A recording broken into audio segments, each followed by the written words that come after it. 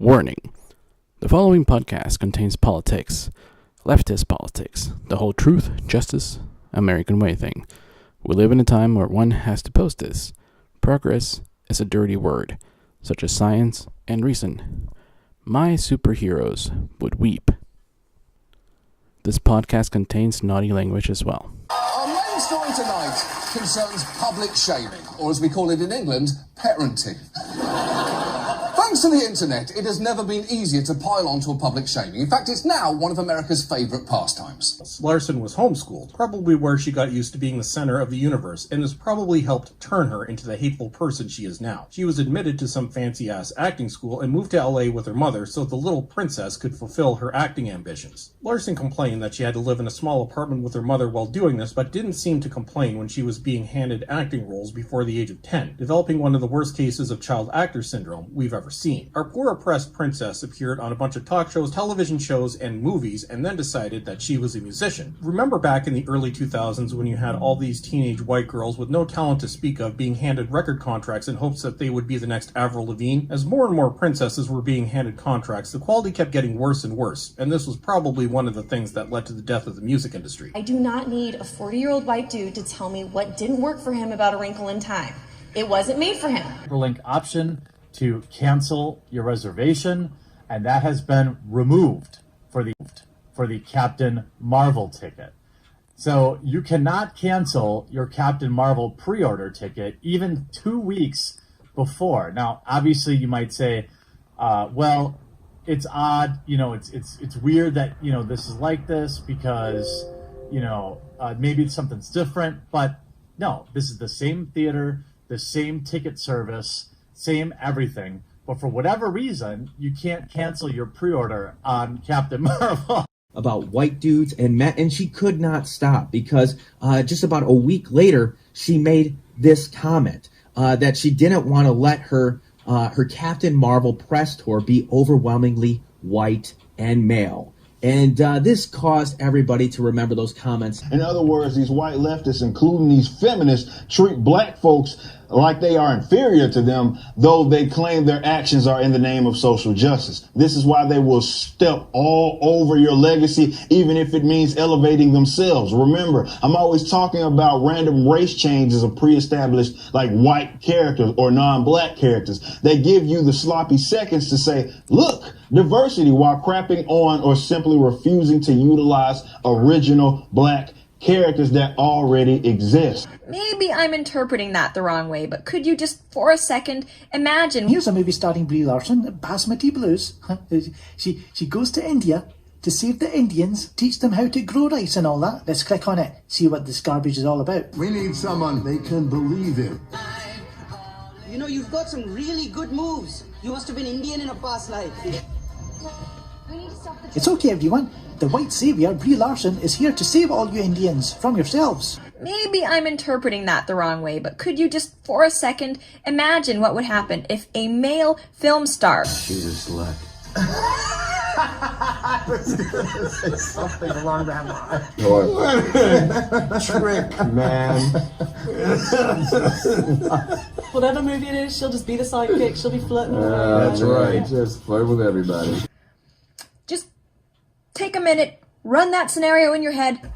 Right. You know what I mean? There was no anti-female this with Wonder Woman because people love the character Wonder Woman. People love the character Captain Marvel. It's just what they say in the lead up to it, and it turns a lot of people off. And if they don't care that it turns a lot of people off, that's fine. Do it. I'm not saying don't do it. Live your life. But you have to expect this kind of stuff. And when negativity happens, you can't just blame it on trolls who don't know what they're talking about.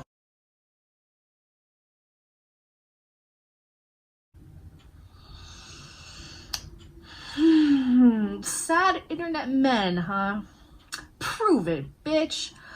Because we're tired of being oppressed. That's what's going on. They are going to try to censor us. Guess what? We're not going to listen to you anymore. We're not going to go and pander to your narrative. We're not going to go onto your sites like Rotten Tomatoes. We're going to make our own sites. We're going to all talk to one another and go do our own thing. This isn't trolls. You want to go and see trolls? You can go look at the comments on my videos.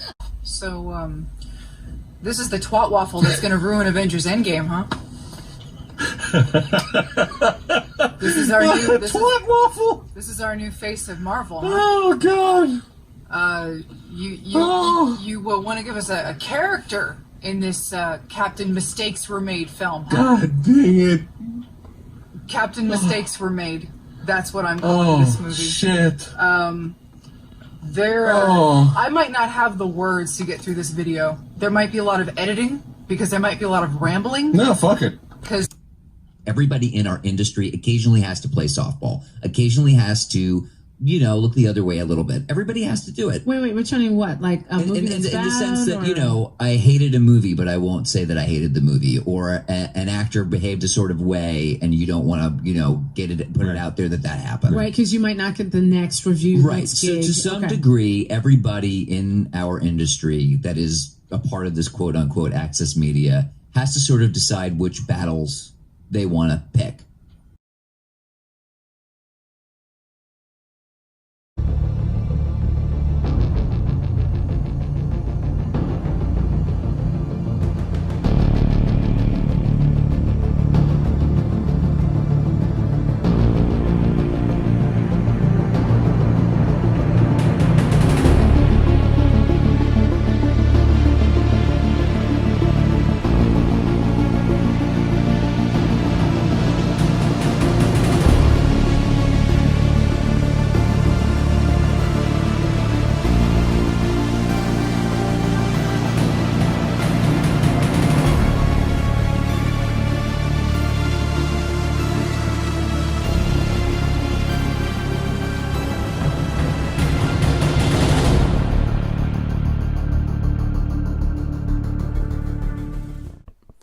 And welcome everybody to episode 49 of DC Domingo.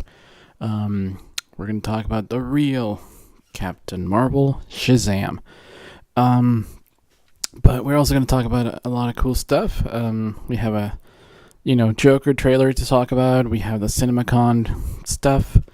And I'm also catching up on some news. But first and foremost, as you saw in the intro, most of those YouTubers were Marvel fans. They were the ones who were kind of voicing their opinions about, their version of Captain Marvel, which I guess, the media was trying to say that was like the greatest thing since sliced bread. I took a picture of my local cinema and it was pretty empty. So the numbers don't really add up, because if you compare it to Shazam, it was kind of the same kind of empty theaters, but both turn out differently at the box office. But anyways, what are my thoughts on Carol Danvers? It sounds like Carol Danvers. I think this movie right here is quite superior in every way. Ryan Reynolds is actually charismatic. I know, that's something that was missing from Brie Larson. Sinestro was a better fucking mentor villain than whatever fucking character Jude Law was playing. Let's see, what else? The aliens in the Green Lantern Corps actually looked better than the cheesy, garbage tracksuits that they used in the cheap Captain Marvel by Marvel Studios.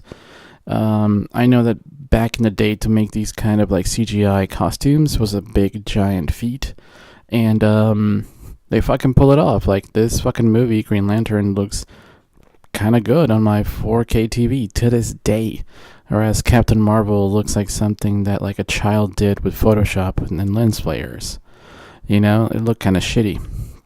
Even the cinematography in Green Lantern was better because there was actual depth with light variation. There were actual shadows instead of just messy grays from TV quality production of cinematography. So yeah, I mean, some people say that the giant egghead, Dr. Hammond, and Parallax look kind of awful, but I compare that to the shitty CGI CAD, the shitty de-aging of Coulson and Nick Fury.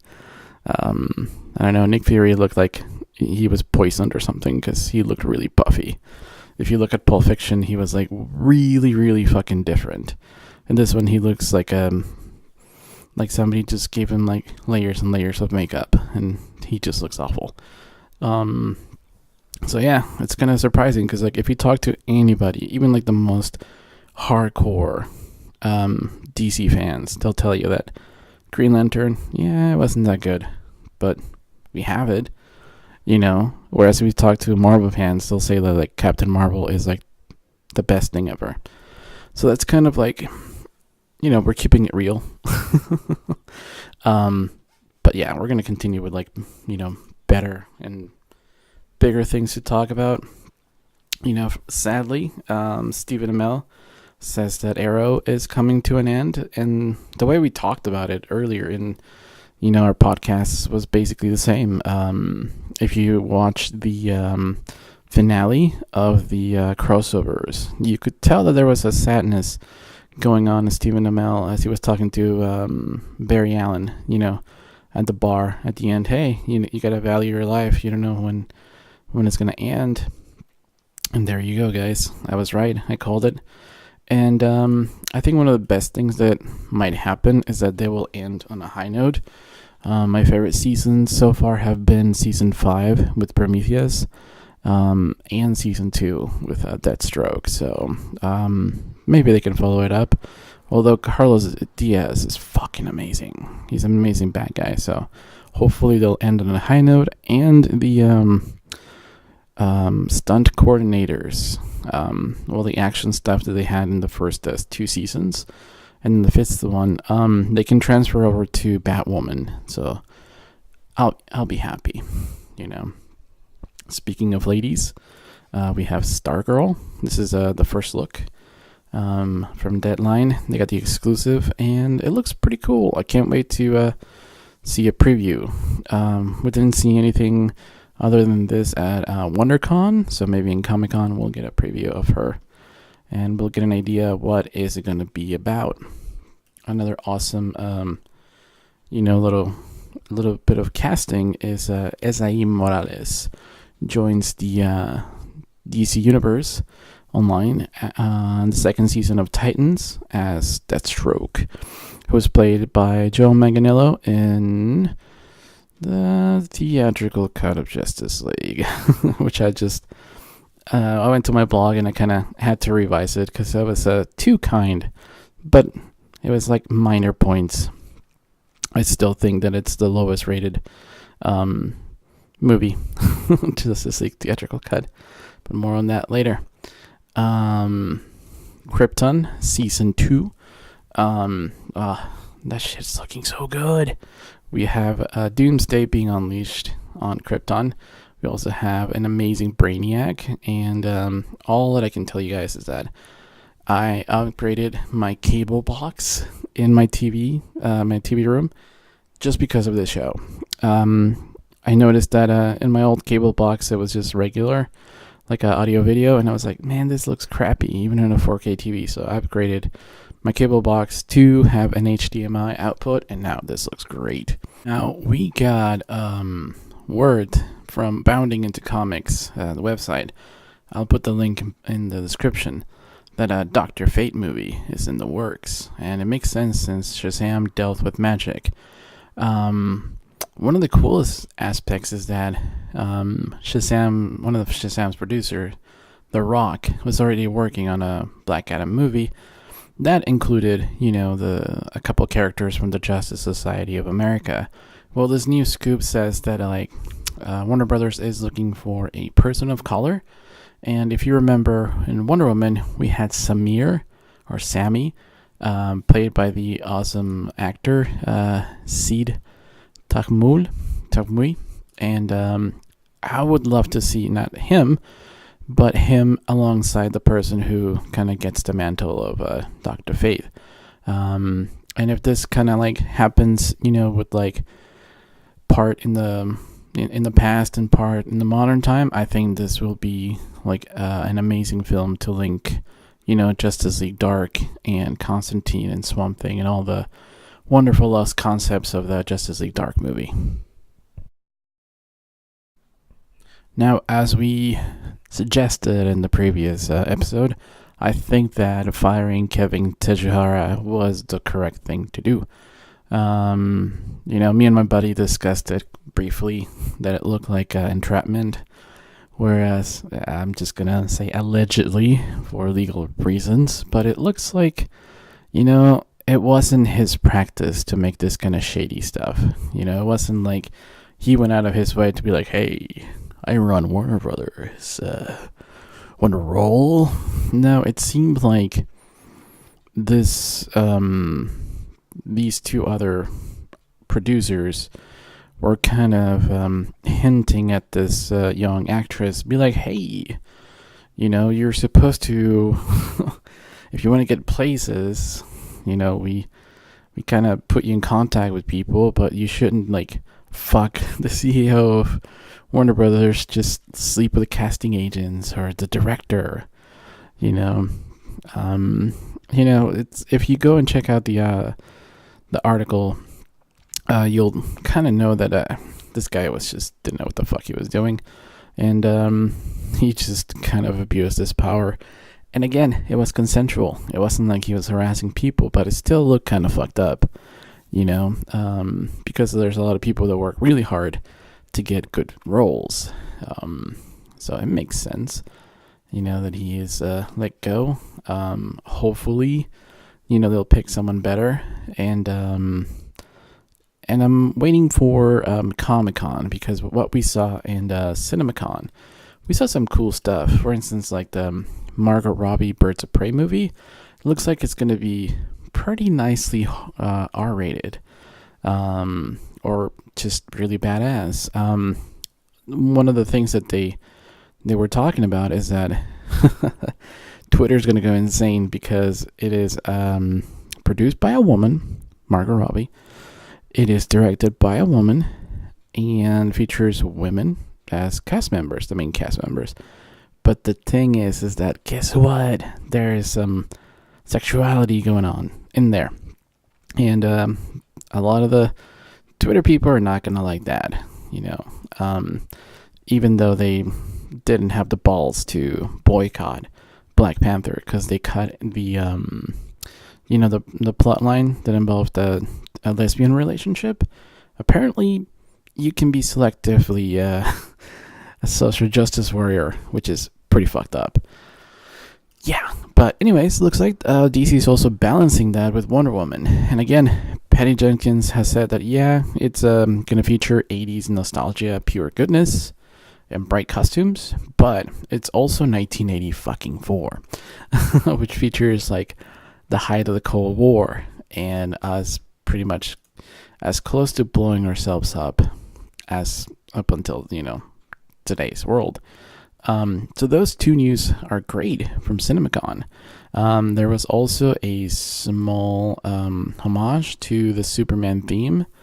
I guess if they had played the the Men of Steel soundtrack, it would have been like, oh, they're making Men of Steel 2. They're good. Henry's back, and all of the tease would have gone, which is why they used the one that everybody knows from the 1970s Richard Donner movies, So they used the other Superman theme to kind of say well, we're doing something with Superman, but we can't tell you what it is. So I happen to think that we're going to hear about it in Comic-Con, because if you remember, there was a picture of Henry Cavill signing his own six-pack in the statue. Maybe he signed a six-picture deal. Get it? Six-pack, six-picture deal. I don't know. Seems cool. Seems like an interesting idea. And before we even got to see it, they got to see the Joker trailer. And everybody kind of was losing their minds in CinemaCon. And once we fucking saw the trailer, oh my god. Listen, I have to say that my favorite shot is this one, where they're sitting outside the donut shop. You see the pile of garbage. And, New York street garbage piling up, and then you see 1970s, early 80s cars This shot reminds me of the Watchmen shot outside Ganja Dinner. Yeah, beautiful cinematography. That's my favorite shot in the trailer so far. I picked other cool ones, such as this one. This is the iconic, forced smile while crying. Fuck, this movie is going to be dark and awesome. And this one, because it's very colorful, but the colors remind me of like old-timey television shows, which is what they're going for. And, you see like this person dancing and enjoying the fuck out of it. And the last shot, of course, is, in the elevator with a very subtle smile. Very fucking creepy. And again, this year, we're having a wonderful time with a very appropriately toned Shazam Captain Marvel movie and a dark, appropriately toned Joker movie, which I think that's what they're going to go for from now on. They're going to give you something light and something dark, which makes fucking sense, right? Next year, the lighter one, big blockbuster one's going to be Wonder Woman, and the dark R-rated one's going to be Birds of Prey. Fucking awesome. And yeah, we're getting to the main course. This is a little comic that I made called Captain Marvel in 2012. When I don't know, I heard some rumblings about, both studios were looking to make Captain Marvel movies. So I knew that this was going to be kind of funny. I could not imagine that both movies would come out within like a month away from each other and shit. Look at the Disney lawyer. It's fucking ridiculous. But anyways, here's the thing that I noticed is that no matter how good of a DC movie is, the outside world views DC more favorable than the Yanks. Yeah, the gringos here. This was like the score, 97%, with, Mexico, Brazil, China, Europe, New Zealand, stuff like that. And now we're like at 91%. But again, I don't really care for what critics say, but it is kind of telling. It's very telling that the bias is real, even with like something so fucking critic-proof. Shazam, still lower here in the States. So, as you can see, like from the main picture of our podcast, this is, my Xbox avatar, Shazam. It's a free costume. You can get it at the Microsoft Store free of charge. I think Shazam sponsored the Xbox podcast last month that feature all women, by the way. And the media didn't give a fuck about it because it's Xbox, not PlayStation, and it's DC, not Marvel. But over here you have my 2 tickets. I went to see it, the very same exact fucking seat, back to back. And guess what? I think I found my favorite seat in that auditorium. What I think so far after 2 viewings, well, I wrote a blog about it, and I don't know if you recall my Aquaman podcast. It's still up there. You can go and check it out. I don't do it for views. I just mostly do it because I think it's fun, and I like to spread awareness of the method that I use to review movies. Aquaman, I gave it a 9.25, and it was very fucking lengthy because I basically read out my whole blog, and I didn't upload my blog. So anyways, the whole review now, it's going to be reverse. My entire Shazam, very, very thorough. It's a review up on my blog, but I'm just going to run by it really quick just because I'm fucking exciting. And I'm going to show you how when I rate something lower than other movies doesn't mean that I love it less. It's more like I'm never going to lose my fucking objectivity. A movie like Battlefield Earth could be rated 0, and some fucking random day I'll be like, you know what? I feel like watching Battlefield Earth. Do I like it? I I own it. Do I think it's great? No. Who does that? But yeah, it's like, I like movies. That's the thing. And you can't. I think that, you become a sellout when you lose your fucking objectivity. And I think you become a normie, someone who just, bleh, when you lose passion for shit. So, alright, so Shazam. The Real Captain Marvel is the blog titled. Impact, I give it a 0.75 out of 1. Just because it came out between the highly controversial Captain Marvel from Marvel and Endgame. It's like, fuck. So it didn't have all that potential release, but it did do a lot of waves. I mean, even Ellen DeGeneres was a big fan of it. And she has a very large audience. So, you think that woke Twitter would be like, oh my god, it's such a diverse cast, let's all fucking go see it. But no. They're fucking selective on that shit. So the impact, the social impact, is still pretty strong, but it's not 1 out of 1. My impression, it's a 1 out of 1 for me. I was a fucking child. My inner child came out again, and it's great. So yeah, impression 1 out of 1 for me. I'll tell you more about it. The sincerity of this movie, it's amazing. I have this picture of The Rock with Henry Cavill, and it's funny because The Rock, a few minutes ago, just uploaded a video from Hawaii thanking all the fans, saying that Black Adam's going to begin production in about a year, so that's news, and that he can't wait to beat everybody up, because, Black Adam is the bad guy. So whether or not we get Shazam sequel, we're still getting Black Adam as of today. So The Rock has been really adamant about this project for years.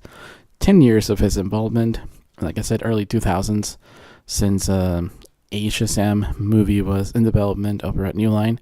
And Black Adam versus Superman, we should make it happen. So everybody's really sincere about this. Safran, the producer, again picked a really great director, and he made it happen. The soundtrack I have issues with, and I gave it a 0.5 out of 1, quite simply because I felt that the Shazam theme wasn't as iconic as Issue With You, that sound, the song from Hans Zimmer and Junkie XL that became the Wonder Woman theme, or the Man of Steel, Superman thematic, or, any of the other superheroes themes. I thought they could have done better, which is weird because I have listened to the Shazam theme soundtrack separately, and it's fucking beautiful. So I don't know what the fuck happened. I've seen the movie twice, and I'm like, it needs to be more dun dun dun dun, like just operatic and in your face.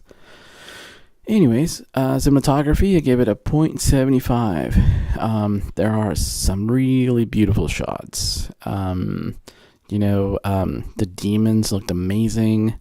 The way the cinematography kind of composed the shots where Savannah was most of the time and Captain Marvel was, well, Shazam, both. They're amazing, but it lacked a few more iconic shots, and I guess it's because of the story. I guess if they were given, I don't know, a month and a half more, they might have done a couple more iconic shots, but thematically the shots worked. I don't think they wanted to be too show-offy or too lame, so I gave it a 0.75. Story 1 out of 1, because there's a lot. People are going to be like, the little centipede slug is too cheesy. I'm like, fuck you, that's from the original comics, like almost 80 years ago now, right?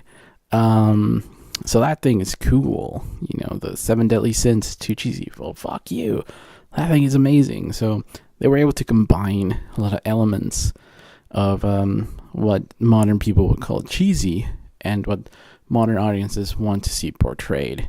Tying in the script, 0.75, going from point A to point B. I thought it was great. Although, because we are doing spoilers, the third act felt a little long, and I would have traded some of the action scenes in the third act in more favor of developing a little bit more of the characters, the family, the little siblings, if you see what the end result of that third act is going to be. But again, it's not flawed. It's just, 0.75 out of 1 is still mostly good.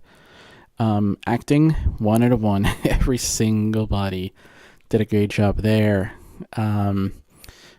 Everybody says that Zachary Levi is like the heart of the movie, but I don't know. I think Jack Killing Grazer, for me, is the heart of the movie, because Freddy is everybody in the DC community. He's like a crippled orphan, without a father figure, like Zack Snyder, no longer with us. He's us. Even there's this beautiful moment where, like, he's telling off to Shazam, like, you've become a show-off, and, what else? You become a show-off and a sellout, or something like that, right? And it's almost like that's what we're telling the MCU fans from Disney. They're like, fuck you. Oh, a sellout and a bully. A show-off and a bully. Because that's what happens, dude. Whenever Marvel fans speak, they're just showing off. Whether it's like, look, we have ILM working for us for free. Or look, the media loves us more.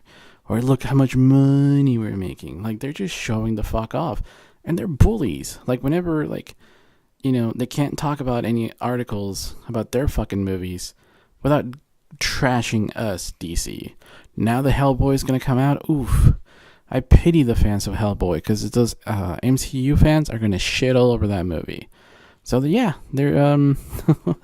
they're show-offs and a bully, and that's Freddie Freeman, man. He represents all of us, and he collects things from like Batman, Man of Steel, the General Zod's attack on Metropolis, which he destroyed, not Superman. Watch the fucking movie, etc. Sound-wise, it's actually pretty damn good. Like I said, I just wanted more of the soundtrack to pick it up. And direction, 1 out of 1. Sandberg is an immigrant like me, and I kind of relate. His sense of humor is very different from most mainstream, and